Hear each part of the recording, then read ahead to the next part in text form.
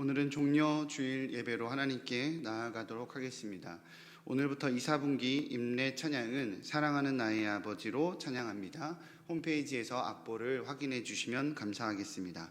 다 함께 일어나셔서 찬양하며 하나님께 나아가도록 하겠습니다.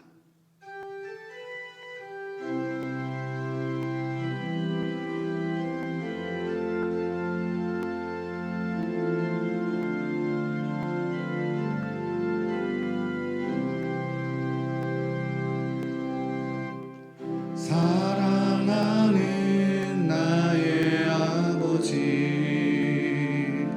이름 높여드립니다. 주의 나라 찬양 속에 임하시니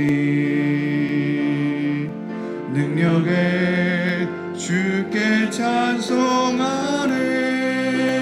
전능하신 하나님 찬양, 언제나 동일하신 주. 전능하신 하나님 찬양, 영원히 다스리네. 전능하신 하나님 찬양, 언제나 동일하신 주. 전능하신 하나님 찬양, 영원히 다스리네. 앞에서 가고 뒤에서 따르는 자들이 소리 지르되 호산나 찬송하리로다. 주의 이름으로 오시는 이여 찬송하리로다. 오는 우리 조상 다윗의 나라여 가장 높은 곳에서 호산나 하더라. 아멘. 호산나 만왕의 왕으로 오시는 주님을 찬양합니다. 그 옛날 이스라엘 백성들이 종려 나무가지를 흔들며 예수님을 환영했듯이 저희들도 온 몸과 마음으로 기뻐 찬양하며 주님을 영접합니다. 주 예수님, 낮고 천한 우리에게 다가오셔서 우리의 몸과 마음과 삶을 다스려 주옵소서. 십자가를 향해 용감하게 나아가는 예수님을 본받아 우리도 진리와 복음을 위해 용감하게 나아가게 하시고 나귀를 타신 주님의 겸손한 모습을 따라서 우리도 서로를 섬기며 살아가게 하여 주옵소서. 오늘도 주님의 발자취를 따라 찬송하며 따르기를 결정하며 예수님의 이름으로 기원하옵나이다. 아멘. 찬송가 88장으로 함께 찬양하시겠습니다.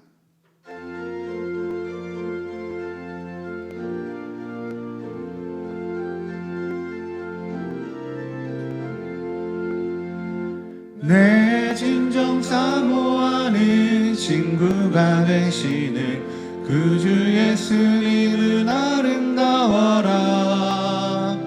산 밑에 백합화요 빛나는 새벽별, 주님 영원한 길 아주 없도다. 내 맘이 아플 적에 그 위로 되시며 나 외로울 때 좋은 친구라. 주는 저 산 밑에 백합 빛나는 새벽별, 이 땅 위에 비길 것이 없도다. 내 맘의 모든 염려 이 세상 고락도 주님 항상 같이 하여 주시고, 시험을 당할 때에 악마의 개교를 즉시 물리치사 나를 지키네. 온 세상 날 버려도 주 예수 안 버려 끝까지 나를 돌아보시니. 주는 저 산 밑에 백합 빛나는 새벽별, 이 땅 위에 비길 것이 없도다. 내 마음을 다하여서 주님을 따르면 길이 나를 사랑하리니 물불이 두렵지 않고 장검도 겁없네 주는 높은 산성 내 방패시라 내 영혼 먹이시는 그 은혜 누리고 나 친히 주를 뵙기 원하네 주는 저 산 밑에 백과 빛나는 새벽별 이 땅 위에 비길 것이 없도다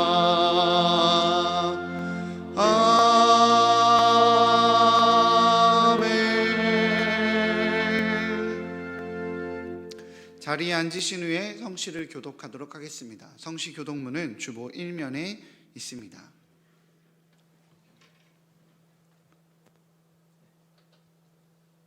시온에 따라 크게 기뻐할지어다. 에 따라 즐거이 부를지어다. 보라 내 왕이 내게 임하시나니 그는 공의로우시며 구원을 베푸시며 겸손하여서 나귀를 타시나니 나귀의 작은 것 곧 나귀 새끼니라. 내가 에브라임의 병거와 예루살렘의 말을 끊겠고 전쟁하는 활도 끊으리니 그가 이방 사람에게 화평을 전할 것이요 그의 통치는 바다에서 바다까지 이르고 유브라데 강에서 땅 끝까지 이르리라.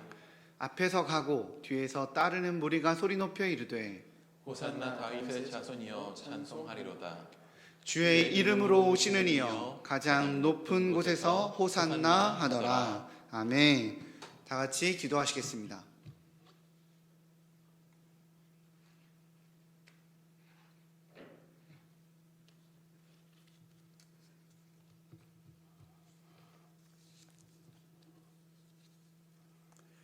사랑과 은혜의 아버지 하나님, 오늘도 저희에게 거룩한 주일을 허락하시고 영상으로 예배할 수 있는 시간을 허락하여 주시니 그 은혜를 감사드립니다.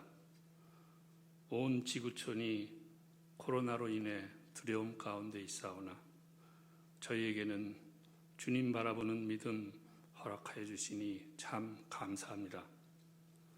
우리 죄를 위해 고난의 십자가를 지신 은혜를 기억하며 찬양과 경배를 드립니다. 주 앞에 드리는 이 예배가 온 마음과 정성을 다하여 드리는 온전한 예배로 인도하여 주시옵소서. 예배를 통해 우리의 심령이 새로워지고 우리로 하여금 주님의 크신 은혜를 체험케 하시고 겸손한 마음에 귀한 말씀으로 채워지기를 소망합니다. 사순절 고난의 주간 우리 주님의 고난을 묵상하는 거룩한 시간이 되게 하여 주시옵소서. 오늘도 살아계셔서 역사하시는 전능하신 주님, 주님의 긍휼을 간절히 간구합나이다. 이 나라와 민족은 지금 풍랑 속에서 시련을 겪고 있습니다. 우리의 현실은 정치와 사회, 경제적으로 어둡기만 합니다. 지금까지 이 나라를 지켜주시고 인도해 주신 우리 주 아버지 하나님, 역경과 고난 가운데 있는 이 나라에 긍휼을 베풀어 주시옵소서. 감염병 환자를 치료해 주시고 이로 인해 경제적으로 고통받고 낙심하는 사람들에게 위로와 용기를 주시옵소서. 또한 바이러스와 싸우는 그 행정과 의료 체계 그리고 각 분야에서 함께 지혜를 모아 잘 극복하도록 인도하여 주시옵소서. 사랑의 아버지 하나님, 저의 이 어리석음을 용서해 주시옵소서. 주위의 거짓된 가르침과 미혹에 빠지지 않는 지혜를 우리들에게 허락하여 주시옵소서. 지금 겪고 있는 어려움과 시련 가운데에서 우리에게 향하신 하나님의 뜻이 무엇인가를 깨닫고 온전히 주 앞에 바로 설 수 있기를 간절히 기도드립니다. 이제 얼마 후에는 우리 국민을 대표하여 이 나라를 이끌어 나갈 대한민국 국회의원을 선거하는 총선이 있습니다. 이 시간 주 앞에 간절히 간구하옵는 것은 이 나라가 하나님 기뻐하시는 굳건한 나라로 세워지기를 기도합니다. 국가의 미래를 위해 합심하여 기도할 수 있게 하시고 하나님의 자녀된 우리가 현실을 똑바로 직시하며 하나님을 부정하는 사상과 이념을 분별할 수 있는 지혜를 허락하여 주시옵소서. 앞으로 있을 총선을 통하여 하나님을 두려워하는 그리고 하나님이 기뻐하시는 사람이 이 나라를 이끌어 나갈 지도자로 세워지는 특별한 축복을 허락하여 주시옵소서. 이 시간 단위에서 말씀 증거하시는 주의 사자 목사님께 기름을 부어 주시사 살아계신 하나님의 생명의 말씀을 전하시기에 부족함이 없는 능력을 더하여 주시옵소서. 말씀 가운데 우리의 마음이 변화되고 우리의 영혼이 새롭게 회복되는 귀한 시간이 되게 하여 주시옵소서. 자비하신 우리 주 하나님, 믿음으로 구원받아 주의 자녀가 된 우리로서 내가 거룩하니 너희도 거룩할지어다라고 하신 말씀을 따라 우리의 마음과 행실이 주 앞에 온전히 거룩하게 되길 소망합니다. 우리의 심령이 주의 사랑으로 채워지고 우리의 속사람과 우리의 영이 은혜 가운데 더욱 새롭게 되길 소망합니다. 지금 이 시간 각 처소에서 영상 앞에 있는 우리 충신의 성도들과 가족 가운데 함께 하사 한 마음으로 하나님께 예배드리는 시간으로 인도하여 주시옵기를 기도합니다. 충신의 성도들 모두가 온종일 주 안에서 평안하기를 소망합니다. 그리고 또 한 주간 주님의 고난의 십자가를 묵상하는 거룩한 시간이 되기를 소망합니다. 이 모든 말씀을 우리 주 예수 그리스도 이름으로 간절히 기도드립니다. 아멘.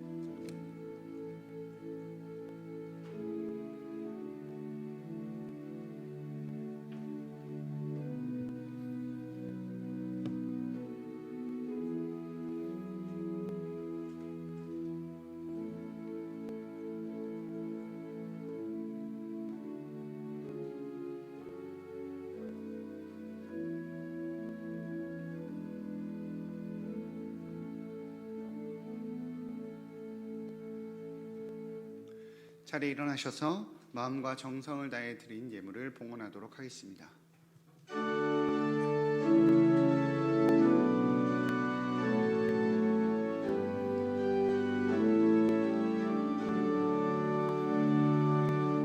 내게 있는 야유가 주께 가져와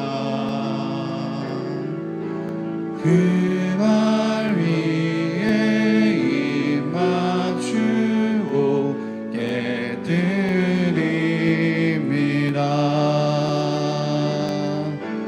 나를 위해 험한 산길 오르신 그가 걸음마다 크신 사랑 새겨놓았네.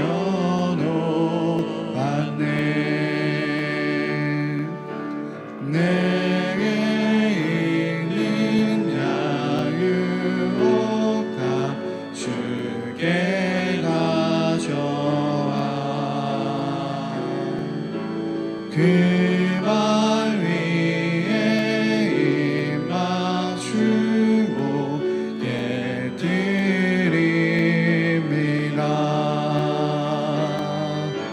주님 다시 땅 위에 임하실 그때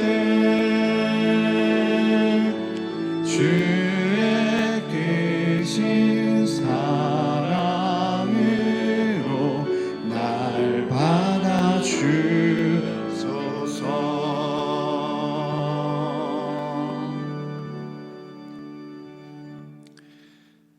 피투성이 주님은 너무나 생생한 현실의 길을 걸으셨습니다.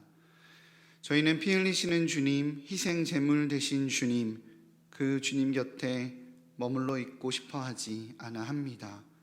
저희는 영광 중에 종려나무 가지를 흔들고 박수 받으시는 주님을 좋아합니다.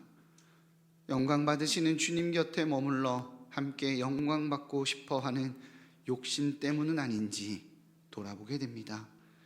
주님께서는 진정한 영광을 위해 고난 받으시고 죽음을 선택하신 것처럼 하늘의 영광을 위해 피투성이의 예수님을 따르는 지혜를 선택하는 저희들 되게 하여 주옵소서.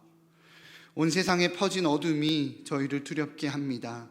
보이지 않는 위협이 그 무엇도 끊어놓을 수 없었을 것 같았던 예배를 위협하고 성도의 교제를 위협합니다.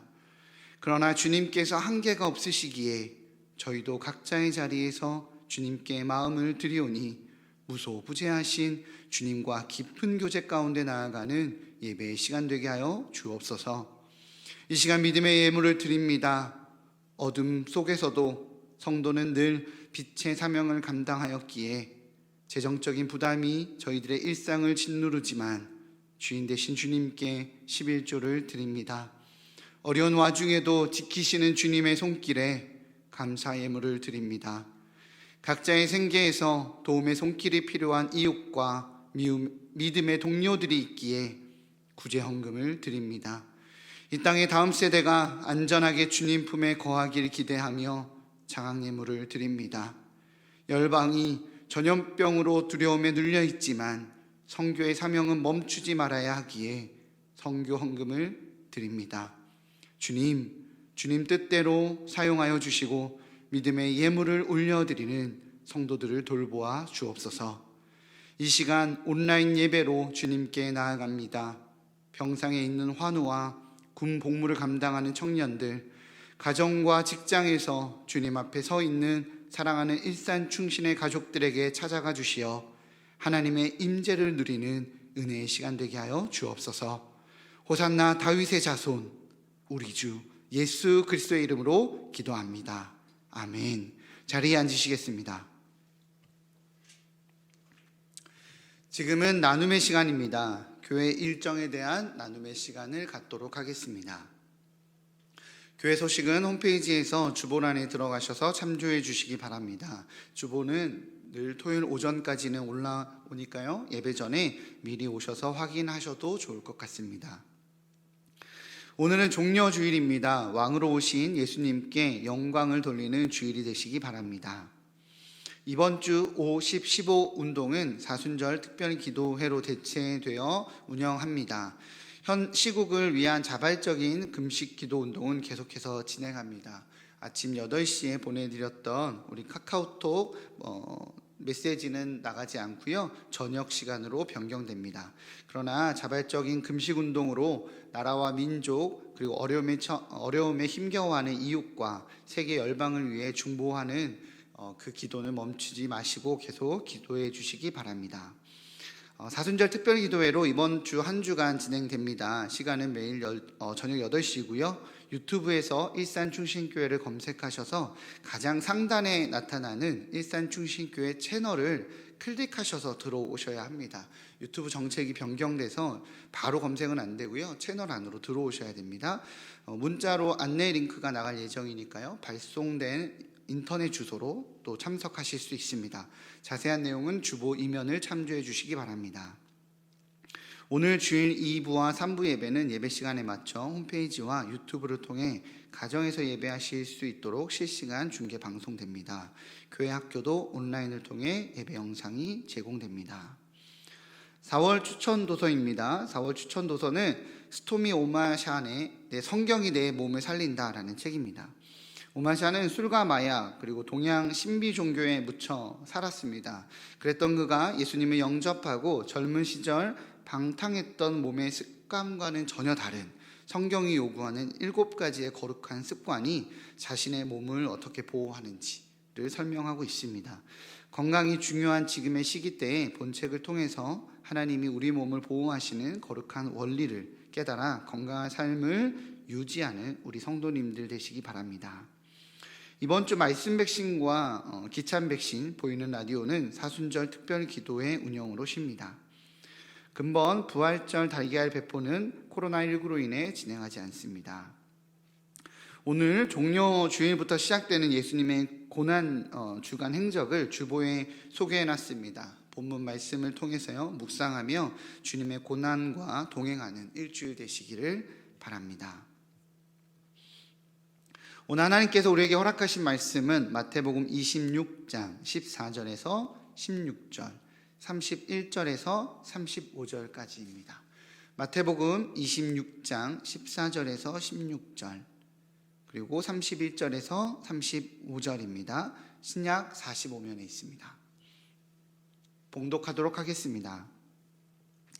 그때에 12 중에 하나인 가룟 유다라 하는 자가 대제사장들에게 가서 말하되 내가 예수를 너희에게 넘겨주리니 얼마를 주려느냐 하니 그들이 은 30을 달아주거늘 그가 그때부터 예수를 넘겨줄 기회를 찾더라. 31절입니다. 그때 예수께서 제자들에게 이르시되 오늘 밤에 너희가 다 나를 버리리라. 기록된 바 내가 목자를 치리니 양의 떼가 흩어지리라 하였느니라. 그러나 내가 살아난 후에 너희보다 먼저 갈릴리로 가리라. 베드로가 대답하여 이르되 모두 주를 버릴지라도 나는 결코 버리지 않겠나이다. 예수께서 이르시되 내가 진실로 너희에게 이르노니 오늘 밤 닭 울기 전에 내가 3번 나를 부인하리라. 베드로가 이르되 내가 주와 함께 죽을지언정 주를 부인하지 않겠나이다 하고 모든 제자도 그와 같이 말하니라. 아멘. 엘렘 찬양대의 찬양이 있겠습니다.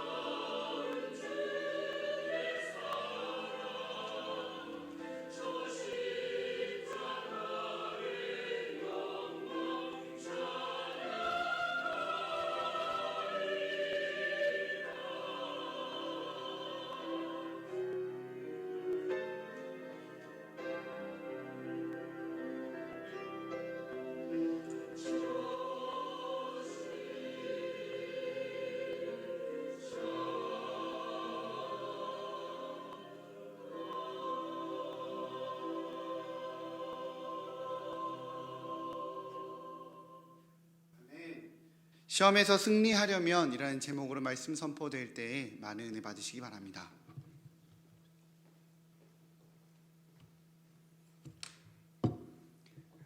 한 주간 평안하셨습니까?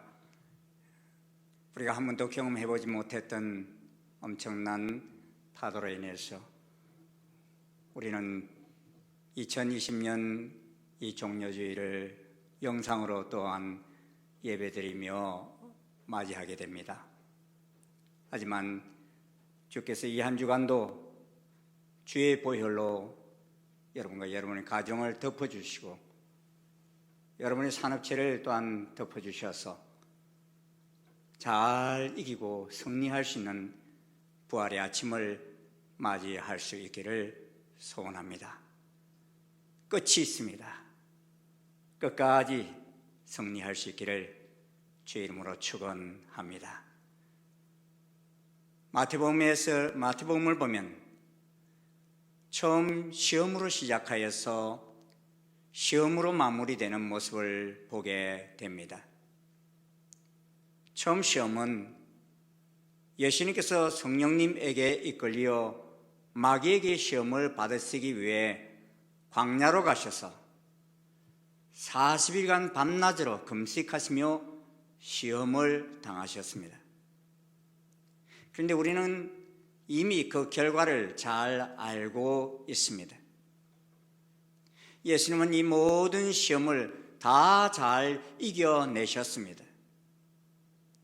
예수님께서 이 시험을 다 이기셨다는 것은 첫 번째 아담은 첫 번째 시험에서부터 마귀 게임에 넘어졌지만 마지막 아담이신 예수님은 첫 번째 시험에서부터 마귀의 유혹을 잘 이겨내셨다는 점입니다. 우리가 생각할 때 예수님은 하나님이시니까 그런 것 아니야? 라고 할 수 있습니다만 아예 시험에서 질 가능성이 1%도 없는 시험이었다고 한다면 시험 자체가 무슨 의미가 있겠습니까? 그래서 히브리서 2장 18절에서는 그가 시험을 받아 고난을 당하셨은즉 시험 받는 자들을 능히 도우실 수 있느니라 하셨고 또 4장 15절 하반절에서는 모든 일에 우리와 똑같이 시험을 받으신 이로되 죄는 없으시니라 라고 하신 것입니다. 누구로부터 똑같이 시험을 받으셨다는 것입니까? 예수님도 마귀로부터 시험을 받으셨다는 것입니다. 이런 마태복음 4장 3절을 보면 마귀를 다른 말로 뭐라고 했는가 하면은 시험하는 자다라고 하였습니다. 우리가 살아가는 이 세상에서는 시험이 끝이 없습니다. 그래서 인류의 역사는 어찌 보면 마귀의 시험이 계속되는 역사입니다. 그리스도인으로 살아간다는 것은 수많은 시험과의 대결 속에서 살아가는 삶이기에 예수님께서는 제자들에게 신신 부탁을 하셨던 것입니다. 예수님께서는 공생의 초기에는 무리들과 함께 하시는 시간을 많이 가지셨지만 이제 십자가를 지셔야 할 때가 가까워지실 때는 12제자와 함께하는 시간을 더 많이 가지셨습니다. 근데 오늘 본문을 보면은 이 12제자 가운데 시험에 넘어진 세 종류의 제자가 있음을 보게 됩니다. 1번 타자가 누구인가 하면 가롯 유다입니다. 마태복음 26장 14절에서 16절의 말씀입니다. 그때 12 중 하나인 가룟 유다라 하는 자가 대제사장들에게 가서 말하되 내가 예수를 너에게 넘겨주리니 얼마나 주려느냐 하니 그들이 은 30을 달아주거늘 그가 그때부터 예수를 넘겨줄 기회를 찾더라 하였습니다. 우리는 이 본문만을 보면 가룟 유다는 돈이 탐나서 예수님을 넘겨준 것으로 보입니다. 사실상 은 30냥은 그 당시 노예 한 사람의 몸값 정도입니다. 자기 스승을 은 30에 팔아 넘겼다는 것입니다. 그런데 사실상 가룟 유다가 그럴 수 있었던 또 다른 이유가 있습니다. 요한복음 말씀을 보면은 마귀가 벌써 시몬의 아들 가룟 유다의 마음에 예수를 팔려는 생각을 넣었더라 하였습니다. 그는 사단에게 마음의 문을 열어주었기에 그 사단의 지시에 따라 그렇게 한 것입니다. 이는 영적인 이유입니다. 그리고 또 하나의 이유로 가룟 유다는 자신의 정치적인 야망과 달리하는 예수님에 대한 실망으로 그리하였던 것입니다. 가룟 유다는 가롯 시몬의 아들입니다. 가룟 유다는 제자 그룹에서 살림살이를 맡을 정도로 똑똑한 사람입니다. 예수님의 제자들 대부분이 갈릴리 주변에 살았던 사람들인 반면에 가룟 유다는 남쪽 가롯 지방에서 살았던 사람입니다. 가룟 유다는 북쪽 갈릴리에서 활동하시는 예수님의 소식을 듣고 스스로 제자가 되겠다고 찾아와 제자가 되었을 것입니다. 그는 예수님의 소문을 들었고 또 병자들을 고치시고 귀신을 쫓아내고 죽은 자를 살리시며 군중들이 예수님에게 몰려오는 것도 보았습니다. 그러게 가룟 유다의 마음에는 자신이 생각했던 때가 왔다고 생각하면서 무엇인가 기대를 가지고 나와 제자가 된 것이 틀림이 없습니다. 그는 민족주의자였습니다. 그러게 로마 식민지 아래 있던 그 민족을 생각하면서 예수님을 통해서 뭔가를 이루고 싶었던 정치적인 야망이 있었습니다. 그런데 예수님이 보이신 메시아상은 자신이 생각했던 메시아상과는 너무나 달랐던 것입니다. 그는 무력 봉기를 통해 로마로부터 민족을 해방시킬 정치적인 메시아를 꿈꿨는데 십자가를 지신다고 하시는 순간 예수님은 자신이 바라던 메시아가 아니다라고 여겨졌던 것입니다. 그 당시 열심 당원들은 무력 봉기를 통해 외세인 로마를 팔레스타인에서 몰아내고 나라의 주권을 찾겠다는 민족주의적인 운동권 조직이었습니다. 이는 사실 가룟 유다만 아니라 다른 제자들도 그런 생각을 했던 것을 알 수 있습니다. 그래서 예수님이 부활하신 후에도 사도행전 1장을 보면 주께서 이스라엘 나라를 회복하심이 이때니까? 라고 묻습니다. 그래서 어떤 학자는 이러한 질문을 한 제자는 셀로신 시몬일 가능성이 크다고 주장하기도 합니다. 예수님을 따르던 제자들을 보면 요사이 말로 하면 셀로신 시몬이나 가룟 유다처럼 열심당원 출신의 극좌파도 있었고 세리 출신의 마태와 같은 거구파도 있었습니다. 그 당시 정권에 협조적이지 않았다면 세리가 된다는 건 꿈도 꾸기 힘든 시대입니다. 그러니 이런 자신들이 추구했던 가치관을 가지고 예수님을 따랐다면 그 가치관이 예수님의 가치관으로 바뀌어야 하는데 바뀐 제자도 있지만 끝까지 자기 노선으로 간 제자들도 있었던 것입니다. 가룟 유다는 그 당시 가장 행동주의 정치 노선을 따르던 열심당원이었던 것입니다. 그러니 예수님이 십자가에 못 박히시면 가룟 유다 생각에는 자신이 계획했던 모든 계획은 모두 물거품이 된다고 생각한 것입니다. 그러게 14절에 보면 그때에라는 말로 시작합니다. 그때 12 중에 하나인 가룟 유다라 하는 자가 대제사장에게 가서 말하되라고 기록합니다. 그때가 언제입니까? 바로 대제사장들과 백성들의 장로들이 예수를 흉계로 잡아 죽이려고 의논하는 때라는 말입니다. 그러므로 가룟 유다가 시험에 넘어진 이유가 무엇입니까? 가룟 유다는 예수님의 제자가 되겠다고 따라 나섰지만 자기가 예수님을 만나기 전에 가지고 있었던 가치관을 내려놓지 못하였습니다. 그러다 보니 생각의 한계에서 벗어나지 못하였던 것입니다. 사실 가룟 유다는 회개할 기회가 여러 번 있었습니다. 첫 번째 기회가 주의 만찬 예식 때입니다. 예수님께서 주의 만찬 예식을 거행하시면서 제자들과 함께 음식을 먹으시면서 말씀하시기를 너희 중에 한 사람이 나를 팔리라 라고 말씀하셨습니다. 그런데 제자들마다 주여 나는 아니지요 라고 묻습니다.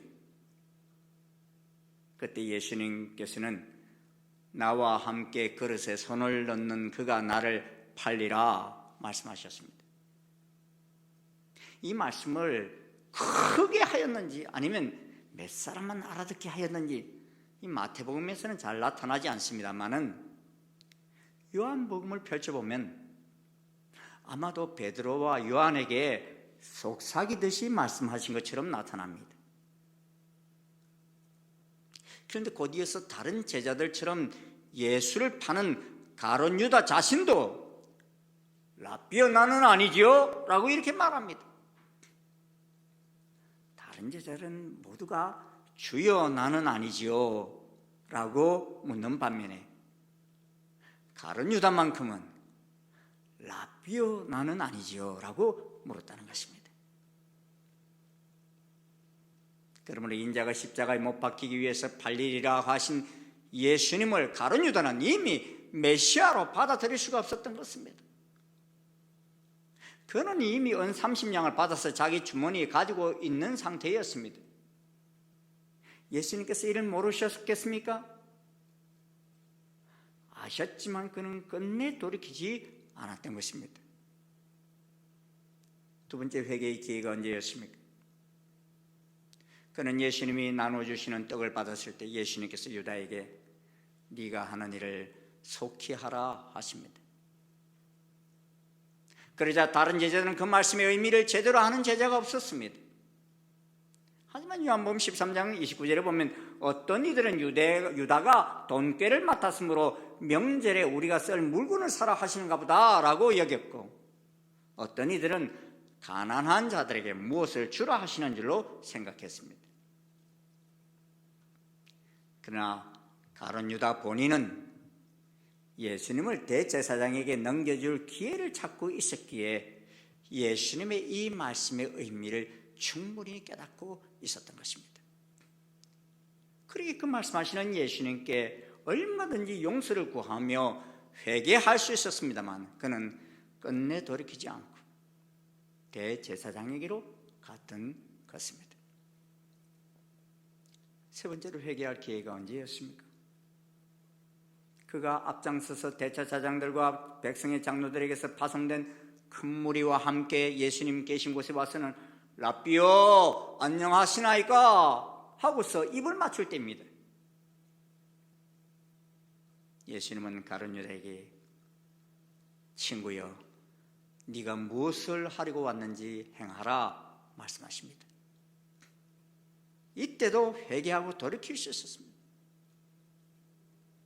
그는 예수님께서 빌라도에게 넘겨질 때 그때 스스로 뉘우쳐 그 은 30을 대제사장과 장로들에게 도로 갖다 주며 내가 무지한 피를 팔고 죄를 범하였도다 라고 고백하였지만 오늘 성소에 던지고서는 예수님을 찾아간 것이 아니라 스스로 목매어 죽었습니다. 그는 후회는 하였지만 끝내 회개하지는 않았던 것입니다. 후회는 스스로 목매어 죽었다라고 말하는 것처럼 그가 잘못을 뉘우치는 것도 예수님 앞에서 행한 것이 아니라 스스로 자기 혼자서 후회한 것입니다. 예수님과 아무런 상관도 없는 삶으로 끝을 맺고 만 것입니다. 그는 자기 가치관에 사로잡히고 자기 의를 끝까지 붙들고 살았기에 끝내는 예수님과 동진 배반의 삶을 살다가 마치고 만 것입니다. 시험이 다가옵니까? 내 가치관으로 이기려 하면 안 됩니다. 예수님 마귀로부터 3번이나 시험을 당하실 때 3번 다 기록되었으되 라는 말씀으로 대적하며 승리하셨습니다. 이는 우리가 시험을 이겨낼 수 있는 힘이 우리에게 있는 것이 아니라 하나님께 있음을 보여주시는 말씀인 것입니다. 사실 두 번째로 시험 들었던 베드로를 보면 이를 잘 알 수 있습니다. 예수님께서는 주의 만찬 예식을 거행하고 난 후에 감람산으로 가셔서 제자들에게 오늘 밤에 너희가 다 나를 버리리라 말씀하십니다. 그런데 그때에 베드로는 재빨리 모두 주를 버릴지라도 나는 결코 버리지 않겠나이다 라고 선수쳐서 대답합니다. 마치 모든 제자들이 다 주님을 버리고 배반하겠지만 자기만은 절대로 배반하지 않을 것이다 장담한 것입니다. 그런데 예수님께서는 이런 장담하는 베드로에게만 오늘 밤 닭 울기 전에 네가 3번 나를 부인하리라 말씀하십니다. 이쯤 되면 주님 나의 연약함을 도와 주옵소서, 나를 긍휼히 여겨 주옵소서 이렇게 간청하면 좋으련만 베드로는 다시 목소리를 높여 내가 주와 함께 죽을지언정 주를 부인하지 않겠나이다 라고 합니다. 마이클 비클 목사님이 쓰신 하나님을 연인으로 사랑하는 즐거움이라는 책을 보면 이 장면을 가리켜서 미숙한 상태에 있던 베드로는 그를 향한 주님의 헌신보다 주님을 향한 자기 자신의 헌신을 더 믿고 확신했다 그랬습니다. 한마디로 말하면 베드로의 문제는 자기 육신이 연약하다는 사실을 깨닫지 못하고 자신만은 결단코 주님을 부인하지 않을 것이라고 믿었다는 것입니다. 자신만은 결코 주님의 기대를 저버리지 않을 것이다 생각했다는 것입니다. 베드로는 대제사장들과 백성의 장로들에게서 파송된 큰 무리와 칼과 몽치를 가지고 가룟 유다와 함께 예수님을 잡으러 왔을 때 칼을 빼어서 대제사장의 종 말고를 향하여 내리쳐서 그 귀를 잘라버렸습니다. 사실 이때 여러분 말고의 귀를 자르려고 내리쳤을까요? 제가 생각할 때는 그의 머리를 향하여 내리쳤는데 말고가 피하다가 귀가 잘린 것 아닌가 그렇게 생각되어집니다. 누가복음 22장 49절 보면 말고의 귀를 자르기 전에 예수님의 주위에 있던 사람들이 주여 우리가 칼로 치리까 묻습니다. 그런데 칼로 치라고 하시지도 않았는데 묻기만 하고 답은 듣지도 않고 행동하였습니다.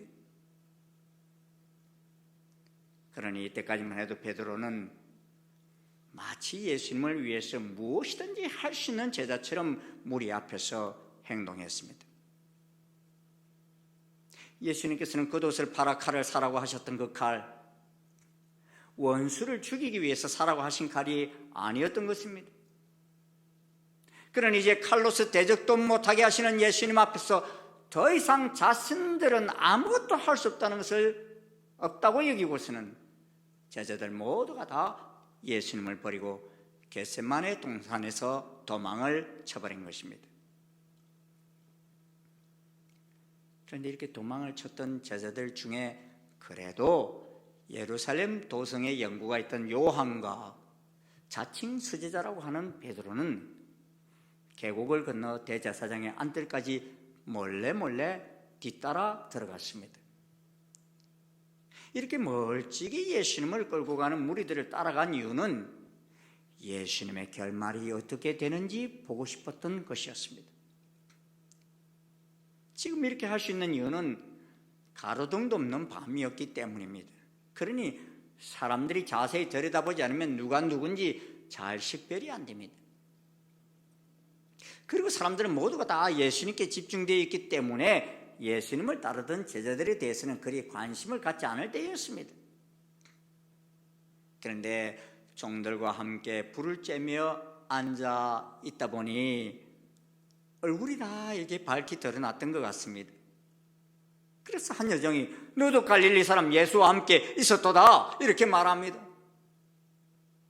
화들짝 놀란 베드로는 모든 사람 앞에서 부인하기를 나는 네가 무슨 말을 하는지 알지 못하겠노라 하였습니다. 그리고 앉아있던 베드로가 사람들이 자기를 알아볼까 봐 두려워진 나머지 앞문 쪽으로 자리를 옮겼습니다. 문 쪽으로 옮겼다는 의미가 뭡니까, 여러분? 여차하면 도망가기 좋은 곳으로 옮겼다는 것입니다. 36km를 넘겼다는 것입니다. 그런데 그때 다른 여종이 베드로를 보고 거기 있는 사람들이 말하기를 이 사람은 나사렛 예수와 함께 있었도다 하고 또 외쳤습니다. 사실 여러분, 그 안에는 지금 베드로만 있는 것이 아니라 누가 있다고요? 요한도 같이 있었어요. 근데 왜 사람들에게 베드로만 그렇게 눈에 띄었을까 궁금하지 않습니까? 사실 다른 제자들은 성경을 보면 예수님을 따라다녔지만 그렇게 눈에 띄게 일을 하지는 않았습니다. 그런데 늘 말을 해도 베드로가 먼저 나서서 하였습니다. 그러다 보니 사람들이 눈에 베드로가 눈에 먼저 들어왔던 것이 사실입니다. 사실상 여러분, 사복음서에서 예수님의 제자들이 한 말을 기록한 것을 보면 거의 70%는 베드로 혼자서 한 말들임을 보게 됩니다. 그래서 이제 베드로가 2번이나 예수님을 모른다고 부인하였는데, 이번에는 조금 후에 곁에 섰던 사람들이 나와서 베드로에게 너도 진실로 그 도당이라, 네 말소리가 너를 표명한다 그랬습니다. 네 말소리가 너를 표명한다 그랬어요. 이래저래 베드로가 드러나게 된 것은 그의 말과 기질 때문이었던 것입니다. 팀 라하이가 쓴 성령과 기질이라는 책을 보면 우리는 태어날 때부터 근본적으로 타고나는 기질이 있습니다. 주로 크게 다혈질, 담즙질, 점액질, 우울질로 나누어지는데 이 모든 기질은 다 장단점이 있습니다. 그런데 오늘 본문에 등장하는 베드로는 대표적인 다혈질의 소유자인데, 여러분, 다혈질의 장단점이 무엇입니까? 다혈질의 소유자는 쾌활한 장점을 가지고 있으면서도 말의 실수가 많을 수 있는 기질입니다. 본문 마태복음 26장 33절에 보면 예수님께서 오늘 밤에 너희가 다 나를 버리리라고 하시자 베드로가 나서서 대답하기를 모두 주를 버릴지라도 나는 결코 버리지 않겠나이다 라고 고백한 것입니다. 이 고백을 보면 얼마나 자신만만합니까? 그리고 다른 제자들, 정말 주님께서 저들을 제자로 삼으신 것은 큰 실수였습니다 라는 말인 것입니다. 그런데 그런 베드로를 보시는 예수님은 그렇게 보시지를 않으셨던 것입니다. 12 제자 중에서 베드로가 제일 심하게 예수님을 부인할 것을 내다보셨던 것입니다. 그래서 내가 진실로 내게 이르노니 오늘 밤 닭 울기 전에 네가 3번 나를 부인하리라 하셨던 것입니다.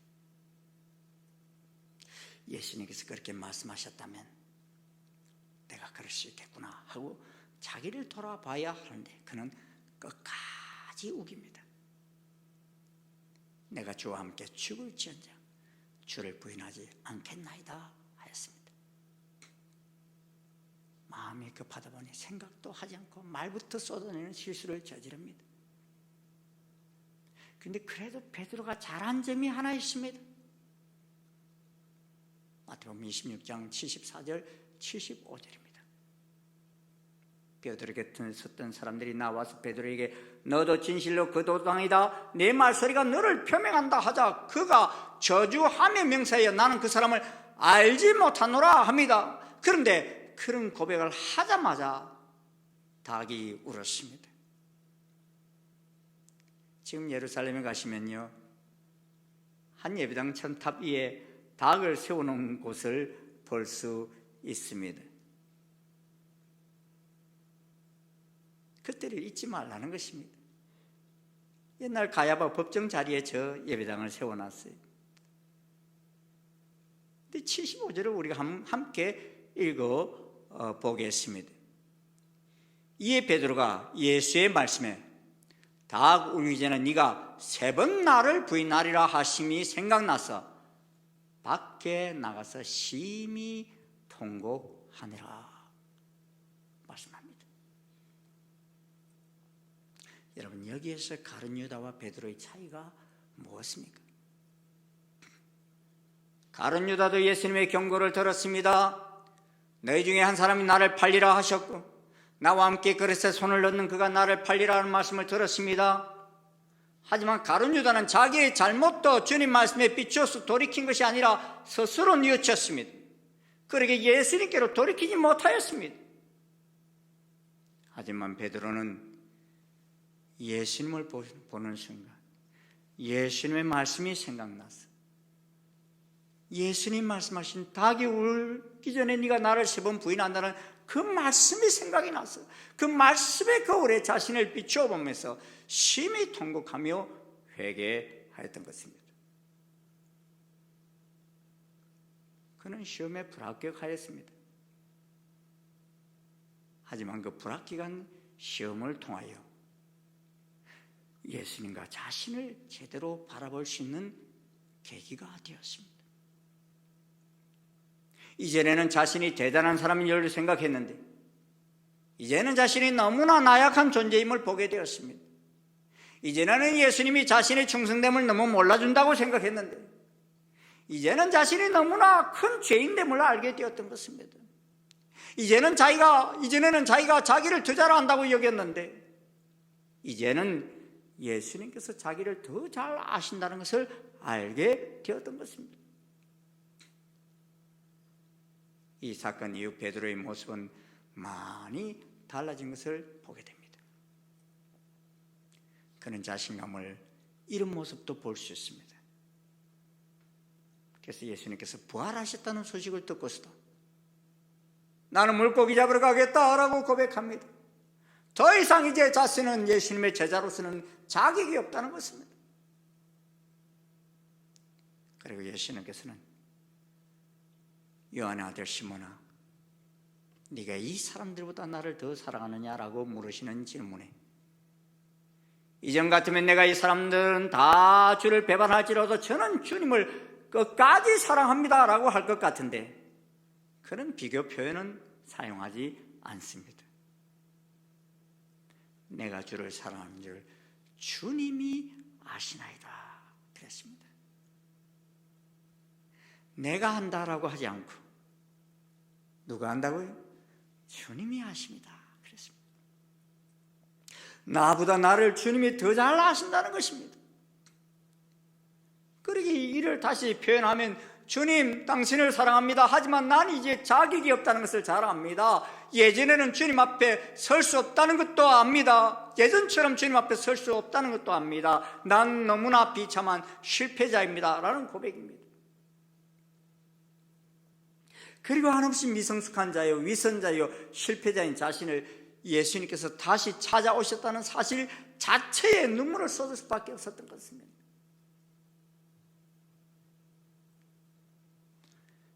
베드로처럼 자신만만하던 그가 드리는 이 고백은 참으로 놀라운 변화가 아닐 수 없습니다.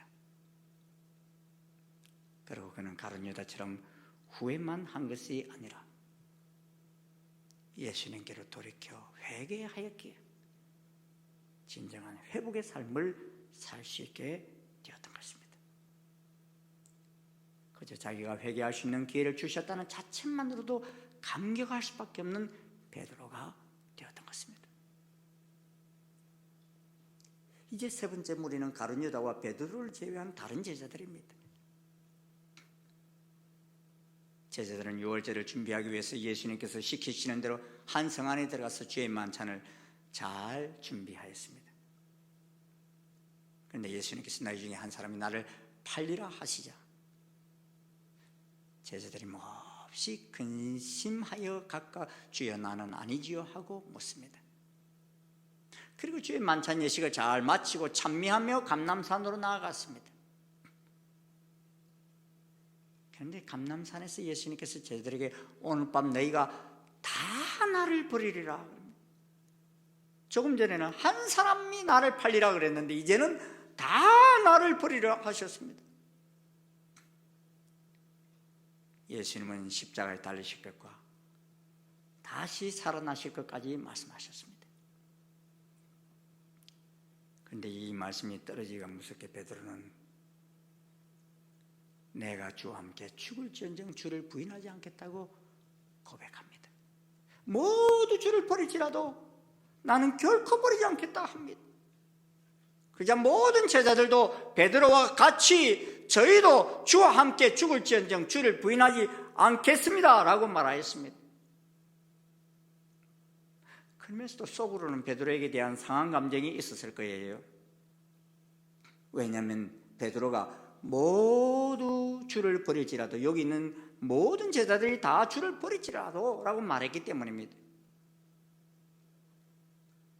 그런데 우리는 바로 직전에 주의 만찬 예식을 행할 때 너희 중에 한 사람이 나를 팔리라 하셨지만, 예수님께서 제자들의 발을 씻겨주시면서 너희가 깨끗하나 다는 아니니라 라는 말씀을 하셨어요. 이는 예수님께서 가룟 유다가 예수님을 팔자라는 것을 아셨기 때문입니다. 그러면서도 한편으로 너희가 다 나를 버리리라 하셨습니다. 어찌 보면 말씀에 모순이 있는 것처럼 보입니다. 깨끗하다 하셔놓고서는 다 나를 버리리라 하셨기 때문입니다.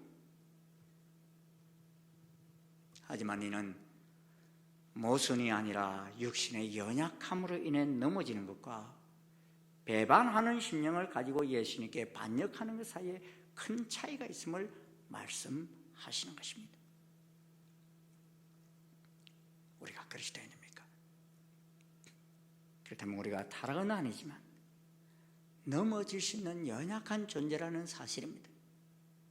우리가 주님 오실 때까지 끝까지 주님 배반하지 않고 순교의 자리에까지 갈 수 있는 것처럼 고백하지만 생각보다 육신적으로 연약하기 때문에 사단의 공격에 걸려 넘어질 수 있습니다.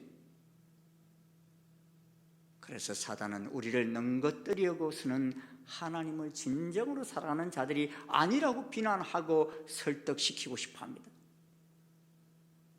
그렇습니다.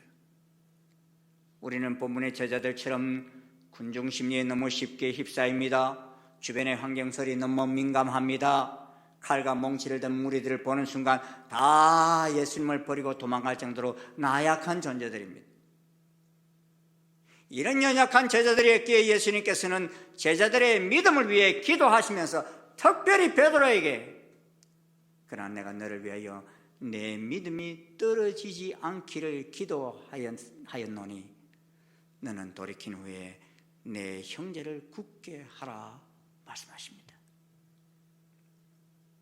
예수님은 베드로가 예수님을 모른다고 부인하는 나약함에 빠질 것도 아셨지만 다시 돌이킬 것도 아시고서는 내 실수를 교훈 삼아 네 형제를 굳게 하는 사역을 하라고 부탁하며 기도하였다고까지 말씀하신 것입니다. 그래서 베드로는요, 이 베드로 전후서에 보면은 이 시험에 들지 말기를 많이 말씀하고 계시는 것을 보게 됩니다. 나는 지금 어떤 시험에 직면해 있습니까? 가룟 유다처럼 예수님은 내 가치관과 너무 다른 것 같아, 내가 가지고 있는 정치적 성향과 너무 달라서 같이 할 수 없어, 이런 자리에 있습니까? 아니면 예수님 오늘날 이 세상 많은 무리들 큰 환난과 시련이 닥치면 대부분이 다 예수님 모른다고 부인하고 도망갈 사람들입니다. 하지만 저만큼은 순교하는 자리에까지 가더라도 주님을 부인하지 않겠습니다 라는 자리에 있습니까? 이도 아니면 주변 사람들의 말과 행동에 너무 쉽게 시험 들면서 환경에 따라 곧잘 넘어지는 자리에 있습니까? 우리가 쉽게 좌절하고 포기해도 예수님은 우리를 사랑하시되 끝까지 사랑하십니다. 포기하지 않으십니다. 그러기에 내가 배반하고 스스로 목숨을 끊어버리지 않는 이상 주님은 우리의 미숙함과 연약함을 다 아시고 찾아오셔서 다시 안아주시고 다시 회복시켜 주시고 우리의 믿음이 떨어지지 않도록 지금도 기도하여 주십니다. 그래서 우리가 어떠한 시험이 닥치더라도 승리하여 신랑 되시는 주님께서 다시 오실 때까지 우리 형제를 굳게 세우는 제자가 되기를 소원하고 계시는 것입니다. 마치 다자녀를 둔 엄마를 돕는 장녀처럼 예수님의 동력자가 되어 승리하기를 원하십니다. 우리의 신랑 되시는 예수님이 이를 위해서 십자가를 지시면서까지 우리를 찾아오셨어. 유월절에 어린 양으로 십자가에 달리신 것인 것입니다. 이 신랑 예수님과 함께 다가오는 시험을 이겨내는 복된 신부가 되어서 승리의 나팔을 부는 우리 모두가 될 수 있기를 주의 이름으로 축원합니다. 축원합니다. 기도하겠습니다.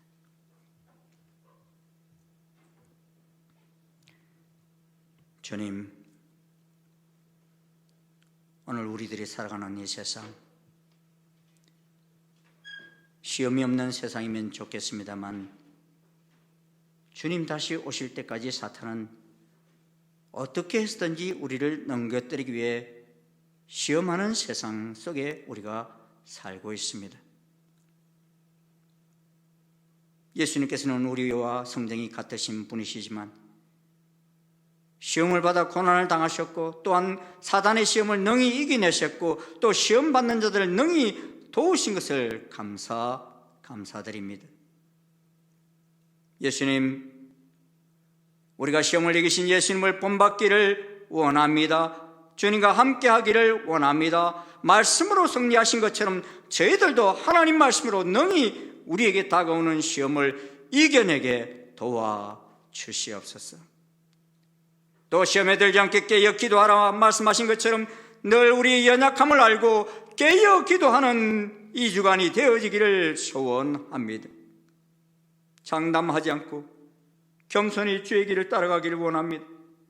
어떤 시련 속에서도 좌절하지 않고 우리를 능히 도우시는 예수님을 바라보며 승리의 길을 걸어가기를 소원합니다. 주님 긍휼히 여겨 주시옵소서. 우리를 끝까지 사랑하시는 주님 바라보며 세상 끝날까지 승리케 하여 주시옵소서. 예수님 이름으로 기도드리옵나이다. 아멘. 우리 다 자리에서 일어나셔서 342장 찬송 함께 부르시겠습니다.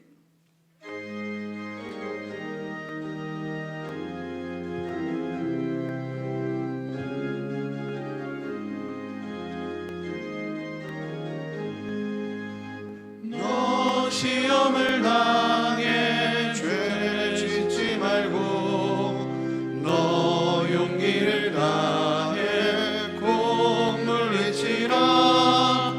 너 시험을 이겨 새 힘을 얻고 주 예수를 믿어 늘 승리하라.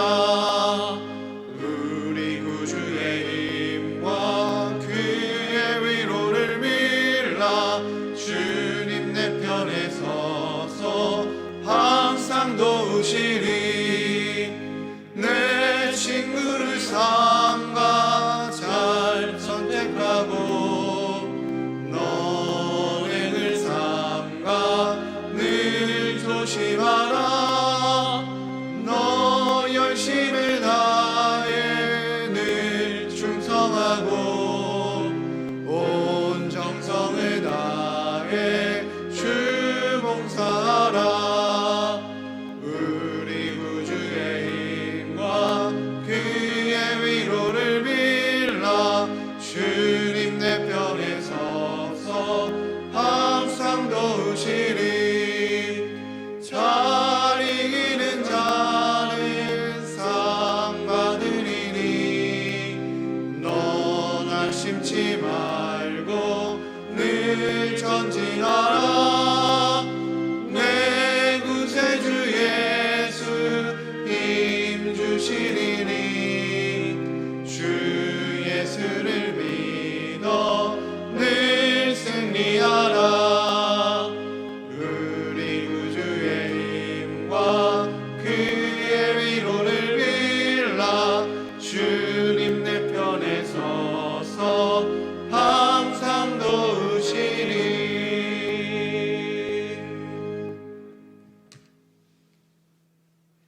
우리의 대장 되시는 우리 주 예수 그리스도의 한량없으신 은혜와 하나님 아버지의 지극하신 사랑과 성령님의 교통 역사 인도하심이 예수님을 왕으로 모시고 예수님이 모든 사단의 시험을 넉넉히 이기신 것처럼 그 예수님을 본으로 삼아서 우리에게 다가오는 모든 시험을 넉넉히 이기며 승리키를 결심하고 나아가는 아버지 모든 주의 자녀들 머리 위에, 그 가정 위에, 그 기업 위에, 이 민족 역사 위에, 모든 선교지들 머리 위에 지금부터 영원토록 함께 하옵시기를 간절히 축원하옵나이다. 아멘.